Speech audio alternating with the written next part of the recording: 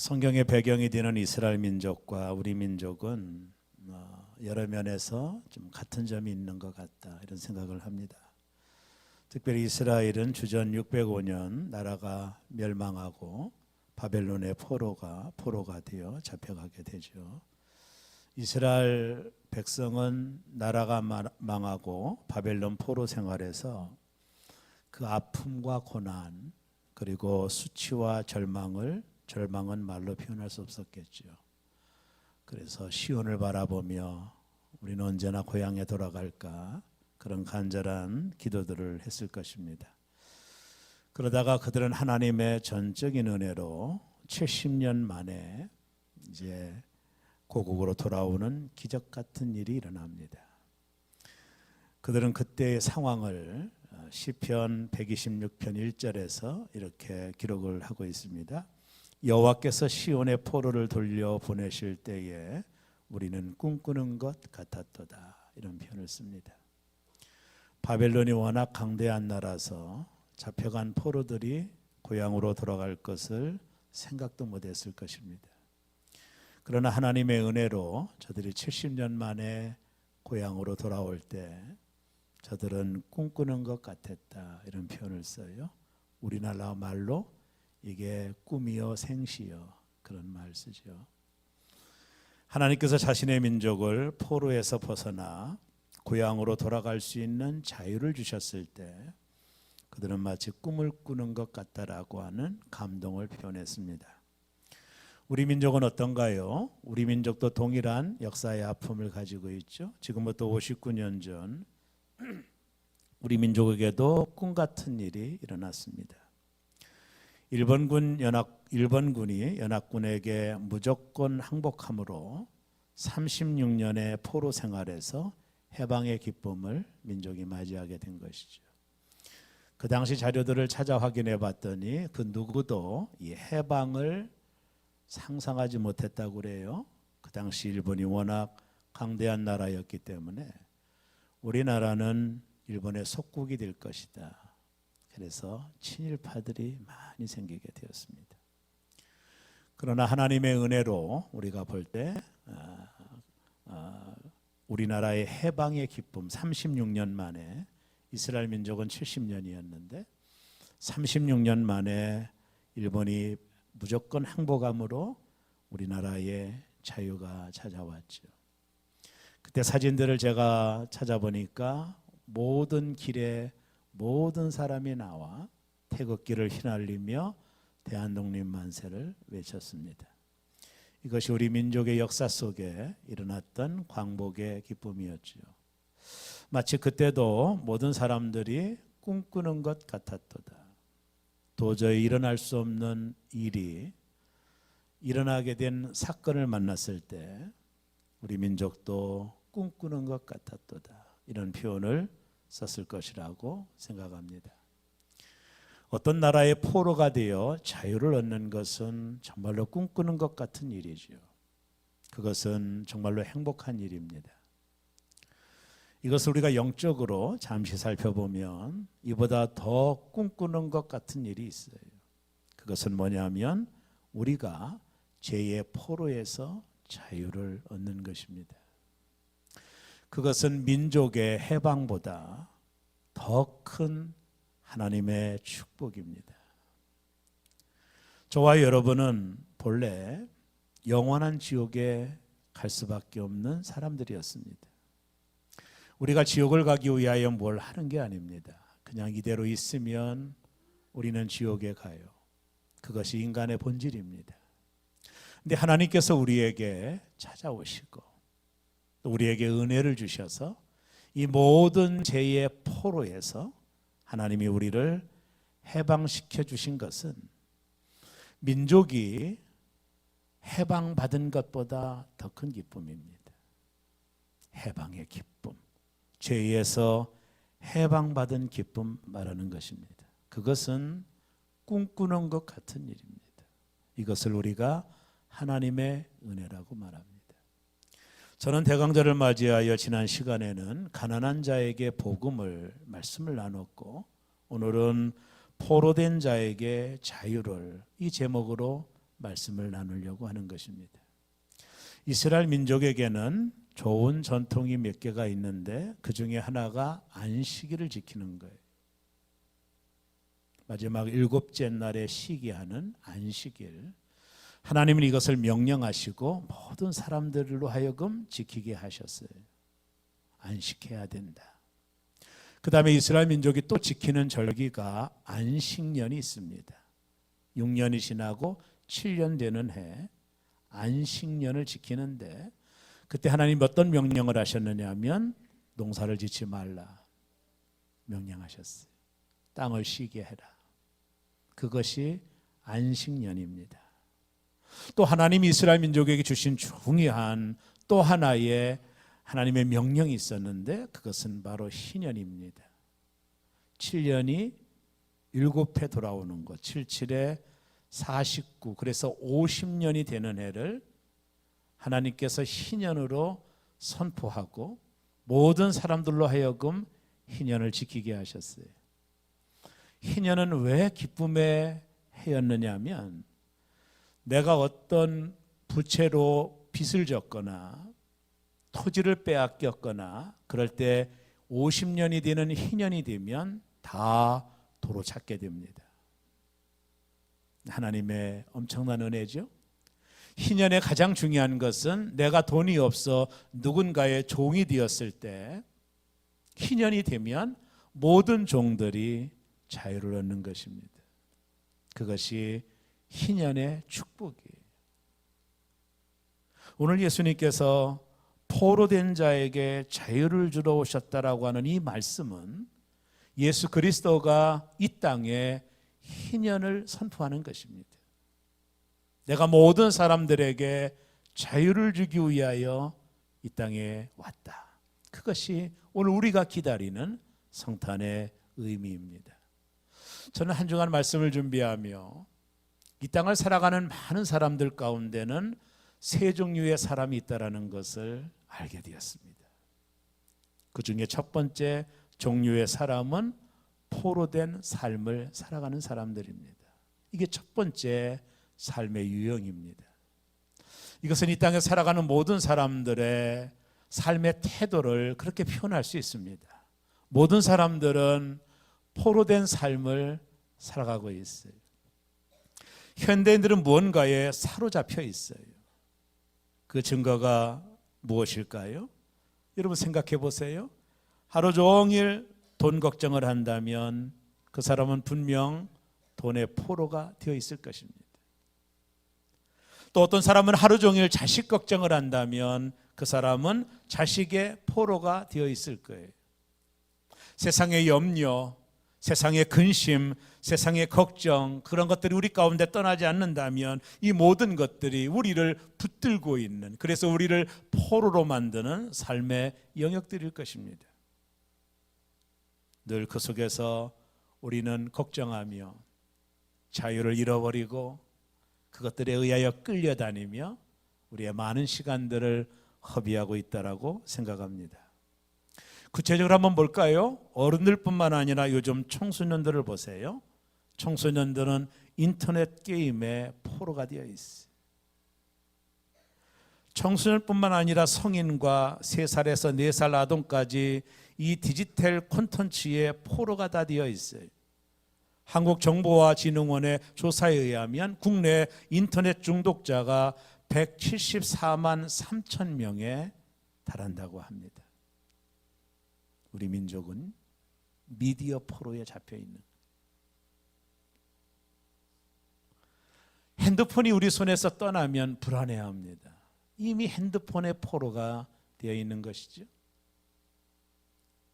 최근 어떤 잡지에 보면 한국은 도박공화국이다, 이런 아주 섬뜩한 기사를 냈어요. 어떤 기사인지 찾아보았더니 내용을 보니 국내 성인 207만 명이 도박 중독에 빠져 있다고 합니다. 성인 10명 중에 8명 정도가 도박을 해본 경험이 있다라고 말을 한 거예요. 이런 기사를 볼 때마다 오늘 살아가는 현대인들은 무언가의 포로가 되어 이 땅을 살아가고 있다는 것을 깨닫게 되는 것입니다. 그것이 자식이든 그것이 지식이든 그것이 자기 철학이든, 그것이 미디어든, 그것이 게임이든, 그것이 도박이든, 수많은 현대인들이 나도 모르게 그런 포로로 잡혀 있다라는 것입니다. 가장 비근한 경우가 제가 볼 때 모든 사람들이 아마 돈의 포로가 되어 있을 거예요. 이 만모니즘에 잡혀 있을 것입니다. 돈은 중요한 것이 아니라 필요한 것인데, 돈을 필요한 것이 아닌 중요한 것으로 생각하는 사람들이 많다라는 것입니다. 사람들은 돈이 많다라고 하는 뜻을 돈이 많으면 부자다 이렇게 이해를 합니다. 물론 문자적으로 맞을 수 있겠죠. 여러분, 그러나 우리가 지난 시간에 말씀을 나누었듯이 정말로 부유한 자는 마음의 부유거든요. 내가 보이는 물질이 아무리 많이 있어도 내 마음이 부유하지 않으면 그 사람은 가난한 사람이죠. 우리가 믿고 싶어하는 것들이 있습니다. 돈이 많으면 나는 행복할 거야. 우리는 그런 확인되지 않는 철학을 믿고 있는 거예요. 거기에 모든 사람들이 집중합니다. 돈이 많으면 우리는 행복할 거라고 생각하는 그런 철학에 속고 있는 거예요. 그래서 우리는 돈의 포로가 되어 우리의 삶을 그렇게 살아가고 있는 것입니다. 돈의 가치를 두고 돈이 우리에게 행복할 거라고 하는 있지도 않는 믿음을 가지고 있어요. 저는 지금 거의 한 30년 가까이 목회를 하며 제가 수많은 성도들을 보며 느끼는 것이 뭐냐면, 사람이 부자라서 행복한 것은 아니더라. 또 사람이 가난해서 불행한 것은 아니더라. 목회 현장에서 성도들을 바라볼 때마다 어떤 사람은 정말로 큰 물질이 있음에도 날마다 지옥 같은 삶을 살면서 고통당하는 사람이 있는가 하면, 어떤 사람은 너무 가난하여 하루조차도 살기 어려운 가운데 있으면서도 마음의 부유함 때문에 행복한 사람이 있다는 것을 보며, 돈이 우리를 행복할 거라고 하는 사실을 저는 믿지 않습니다. 사람이 얼마나 돈을 가지고 있어야 행복할까요? 제가 정답을 일러드릴까요? 여러분, 사람이 얼마나 벌어야, 또 얼마나 벌어야 행복할까요? 사람들이 돈을 얼마나 더 벌면 만족하는지 아십니까? 정답을 일러드릴게요. 정답은 조금만 더입니다. 아시겠습니까? 모든 사람들이 내가 조금만 더 벌면 만족한다고 대답합니다. 모든 사람들의 대답입니다. 이 말은 미국의 거부였던 록펠러, 세계에서 가장 부유했던 록펠러에게 신문 기자들이 물어봤어요.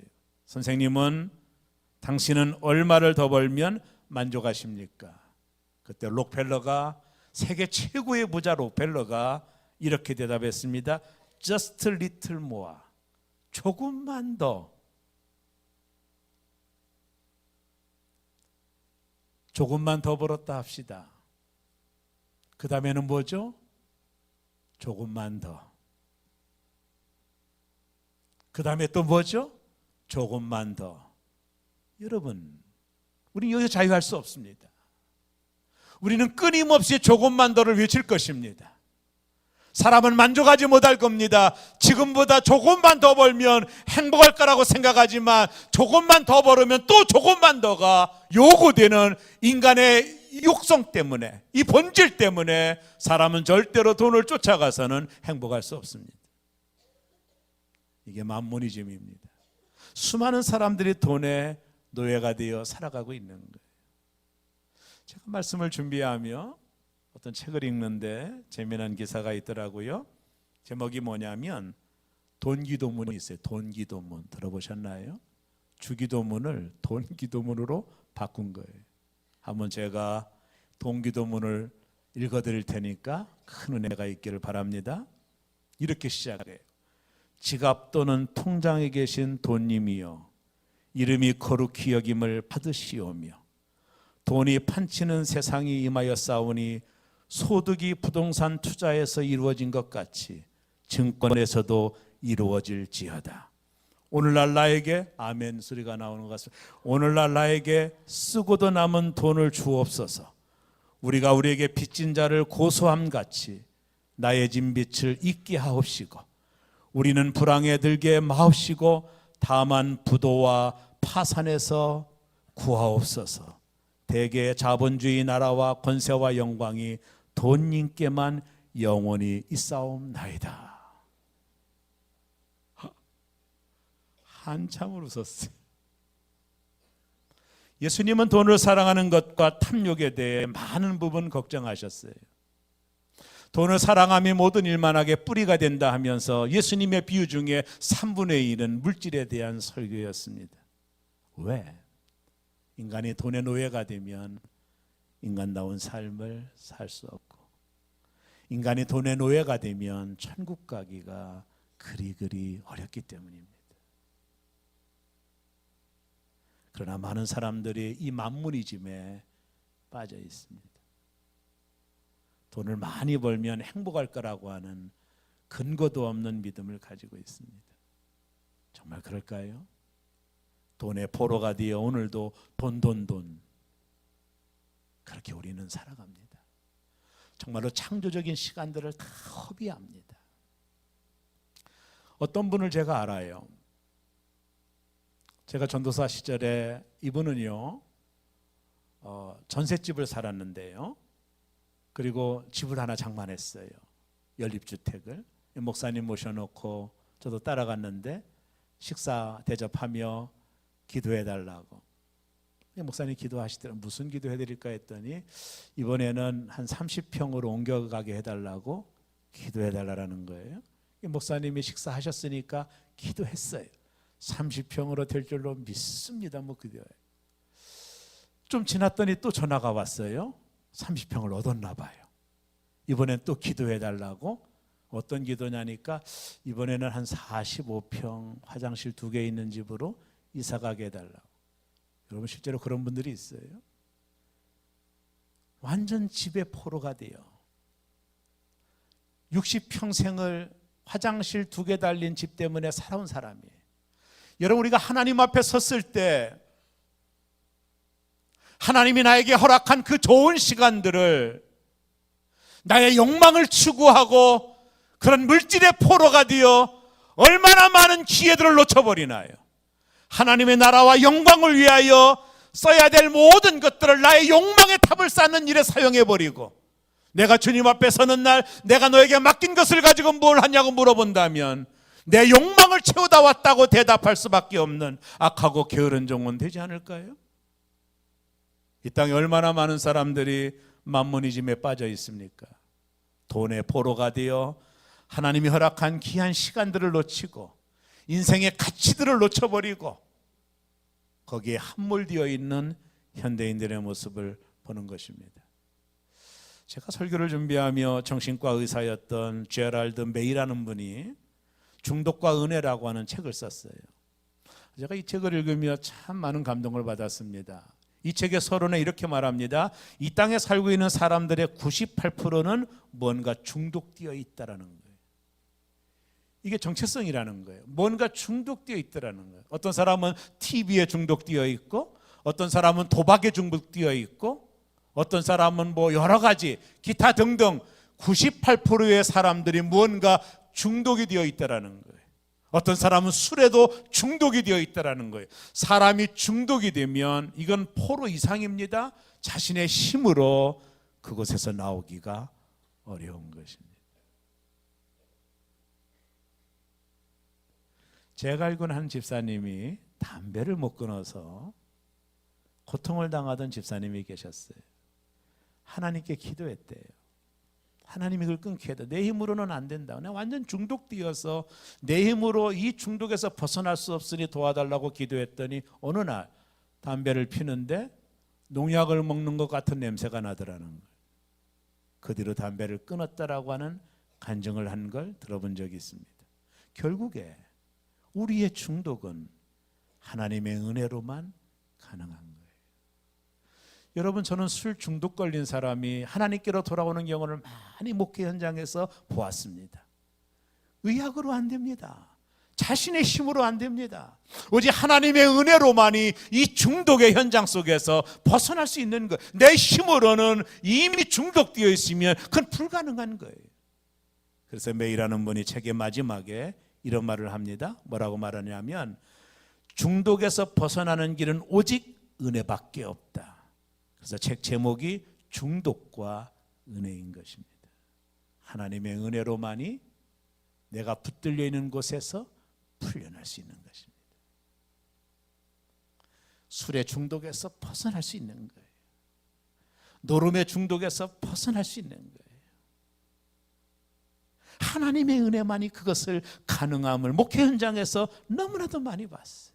사람의 노력으로 안 됩니다. 중독이 되어 있으면 이미 내 힘으로 그 속에서 벗어나기가 어려워요. 하나님의 은혜만이 그것을 가능하게 하더라고요. 어쨌든 이 땅의 모든 사람들은 그 무언가에 중독이 되어 있고 무언가에 포로가 되어 자유를 누리지 못하고 이 땅을 살아가고 있는 것입니다. 오늘 여성분들은 드라마에 중독되어 있으시죠? 그걸 안 보면 뭔가 이상하지 않나요? 그건 여러분은 이미 TV에 중독이 되어 있는 거예요. 하나님이 주신 가장 귀한 시간들을 거기에 허비하고 있는 것이죠. 모든 사람들이 무언가에 메이라고 하는 학자가 말했듯 중독되어 있는 것입니다. 어떤 사람은 인터넷 포르노에 벗어나기 어렵습니다. 중독이 되어 있어요. 요즘 아이들이 얼마나 위험합니까? 모든 사람들은 98%의 사람들이 무언가에 중독이 되어 있는 이것이 현대인들의 모습이라는 것입니다. 두 번째 유형이 있어요. 그건 뭐냐면 자유인으로 사는 삶입니다. 구원받은 하나님의 백성들을 말하고 있는 거예요. 둘째는 자유인으로 사는 삶입니다. 미국의 루즈벨트 대통령이 인간이 필요한 4가지 자유를 말했습니다. 그 중에 첫째가 언론과 표현의 자유, 두 번째는 신앙의 자유, 그리고 세 번째는 빈곤으로부터 자유, 그리고 네 번째는 공포와 두려움으로부터 자유를 말했습니다. 현대인들이 살아가는 삶의 가장 모든 모습들을 살펴보세요. 우리 속에는 나도 알지 못하는 두려움이 다 자리 잡고 있어요. 저는 어떤 분이 이런 말을 한 적도 들어봤습니다. 목사님, 사업이 너무 잘 돼 두려워요. 와우. 사업이 안 돼도 두렵고 사업이 잘 돼도 두렵구나. 어떤 분은 이렇게 말합니다. 목사님, 너무 행복해서 두려워요. 깨질까 봐.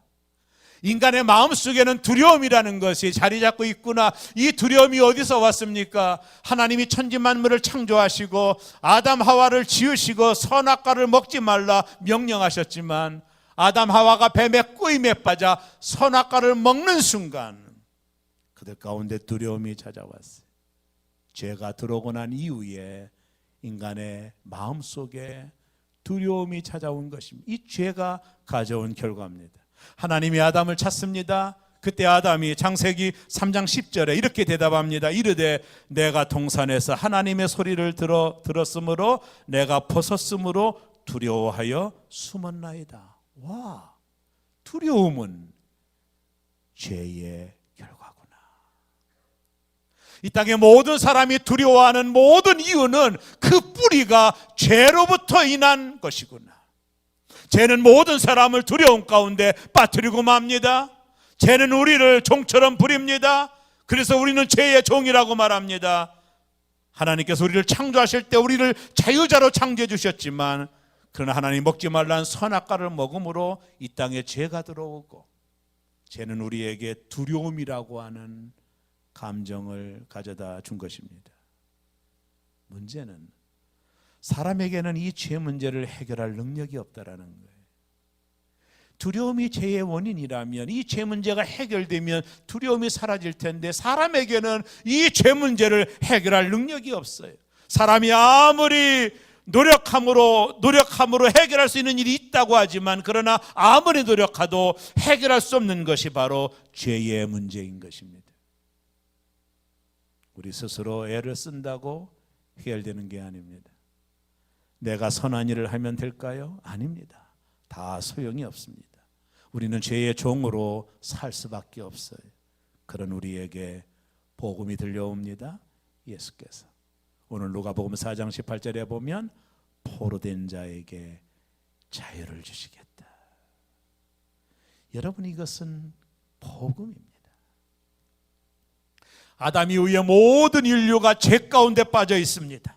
우리의 삶의 모든 상황 속에서 죄가 주는 두려움들을 우리 모두는 경험하고 있을 것입니다. 이것이 죄의 결과입니다. 죄가 가져다 준 비극입니다. 모든 사람들 속에 이 두려운 마음이 있는 것입니다. 죄 문제가 해결되지 않고는 이 두려움이 해결될 수 없습니다. 그래서 예수께서 이 죄에 포로된 우리에게 자유를 주시기 위하여 이 땅에 오셨다라고 말씀하고 있습니다. 이것이 바로 우리가 기다리는 성탄절인 것입니다. 죄의 삭은 사망입니다. 그래서 예수님이 죽으신 것입니다. 우리의 죄를 담당하시고 예수님이 죽으신 것입니다. 그 예수를 믿으면 죄에서 자유함을 얻게 됩니다. 더 이상 예수를 믿으면 죄인이 아닙니다. 더 이상 죄책감으로 인해 괴로워하지 않아도 됩니다. 더 이상 죄에 눌려 포로로 살지 않아도 됩니다. 예수님께서 우리의 모든 죄를 담당하시고 십자가에 달려 죽으실 때 다 이루었다 선언하신 것입니다. 우리는 죄에서 벗어났습니다. 여러분, 날마다 선언하십시오. 나는 죄에서 벗어났다. 나는 죄에서 벗어났다. 나는 두려움에서 벗어났다. 성경은 끊임없이 말합니다. 두려워하지 말라. 내가 너와 함께 할 것이다.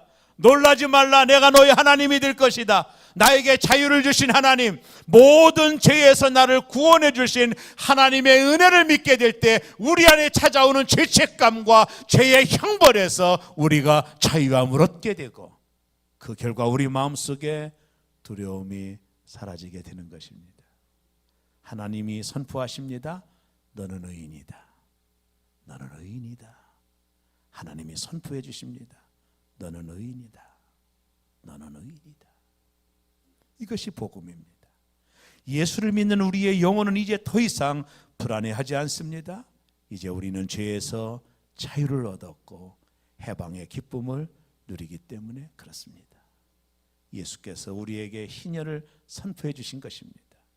그분이 기업 물을 자로 우리 죄를 대신 물어 십자가에 달려 죽으심으로 저와 여러분들에게 자유함을 주신 줄로 믿으시기를 바랍니다. 한번 따라합니다. 나는 자유했다. 나는 의인이다. 아멘. 그것을 믿으셔야 됩니다. 나는 자유했습니다. 나는 의인입니다. 이것이 복음입니다. 이제 우리는 의인이 된 겁니다. 내가 내 자신을 볼 때 시원찮아도 상관없어요. 우리는 의인이 됩니다. 나의 시원찮음으로 내가 죄인 된 게 아니에요. 하나님이 나를 의롭게 하셨어요. 근데 사단이 찾아옵니다. 우리에게 날마다 찾아와서 우리를 고발합니다. 너는 죄인이야. 죄에는 벌이 있어. 지금 내가 당하고 있는 모든 것은 죄 때문이야. 내 몸이 아픈 것도 죄 때문이고 내 자녀가 잘 안 되는 것도 죄 때문이고 내 사업이 잘 안 되는 것도 죄 때문이야. 계속해서 사단은 우리를 속입니다. 우리를 정죄합니다. 여러분, 사단에게 속지 말기를 바랍니다. 이미 우리는 죄에서 해방받은 자입니다. 예수를 믿는 우리는 죄와 죄의 형벌에서 자유함을 얻은 자인 줄로 믿으시기를 주의 이름으로 축원합니다. 우리의 모든 형벌이 사라졌습니다.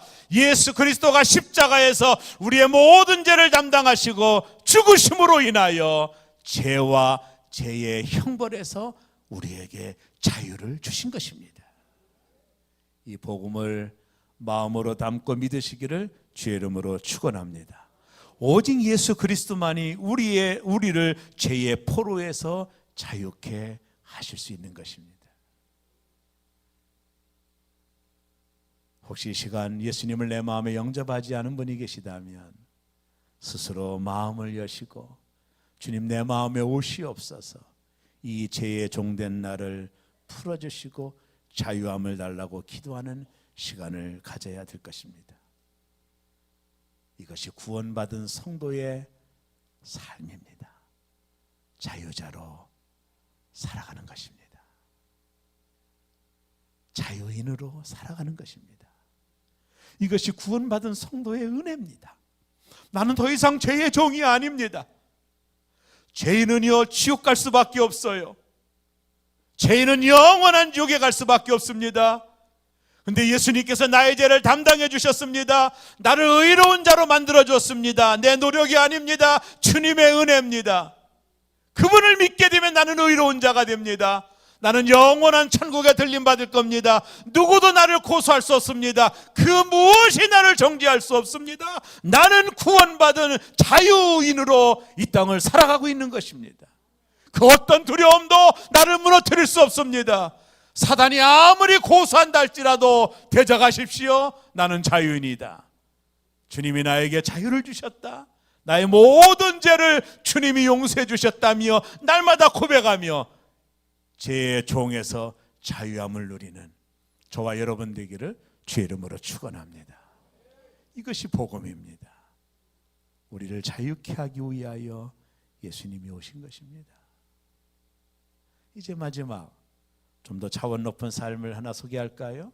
세 번째 삶은 종으로 사는 삶입니다.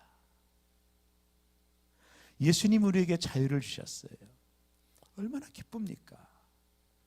보라, 이전 것은 지나갔으니 새 것이 되었도다. 우리는 리모델링이 아니에요. 본질 자체가 바뀐 거예요. 본질 자체가 의로운 자로 바뀐 겁니다. 조금 바뀐 게 아니에요. 우리는 새로운 피조물이 된 겁니다.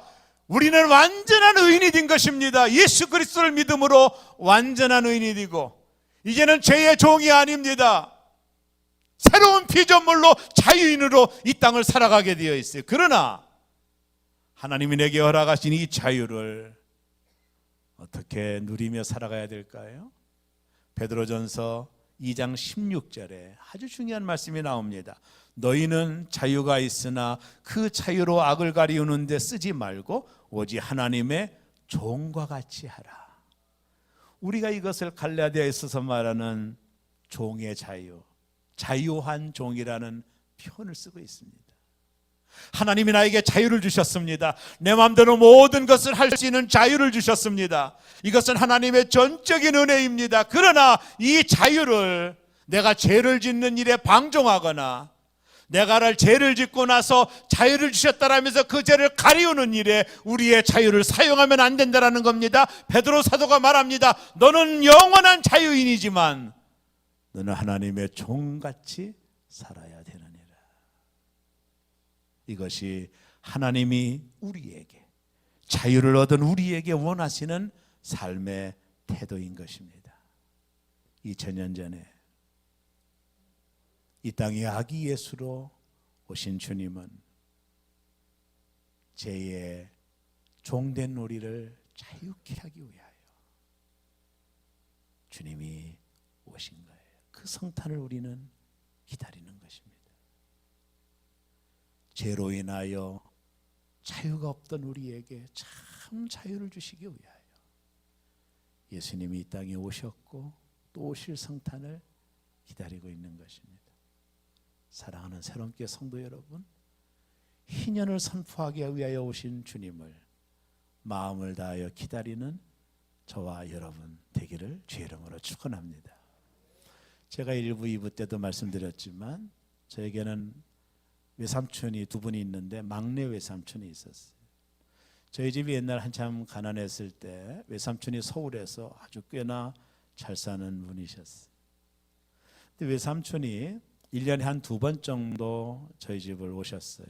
저희 모친을 만나려고 오실 때면 외삼촌이 뭘 가지고 오냐면 종합선물 세트, 여러분 아세요? 아시죠? 거기에 여러 과자가 들어있는 그걸 꼭 사오셨어요. 저는요 1년이 외삼촌이 오시는 날이 희년이에요. 저에게는. 그래서 늘 물어봐요. 이맘때면 오실 텐데 왜 안 오시나. 어머니에게 자꾸 물어봐요. 올 때 되면 오겠지. 저는 손꼽아 기다려요. 항상 종합선물 세트를 사가지고 왔어요. 그걸 풀어서 먹는 마치란 정말 맛있었어요. 저는 외삼촌을 주님처럼 기다렸어. 사랑하는 여러분, 대강절을 준비하고 있는 여러분, 여러분은 그런 마음이 있으신가요? 나를 죄에서 자유케 하기 위하여 오신 그분을 여러분은 어떻게 기다리고 계시나요? 그분이 오셨고 또 오십니다. 죄의 종된 나에게 해방을 주시기 위하여, 영원히 지옥 갈 수밖에 없는 나를 구원하여 천국으로 인도해 주기 위하여 오시는 주님을 손꼽아 기다리는 대강절 되시기를 주의 이름으로 축원합니다. 아멘. 기도하겠습니다.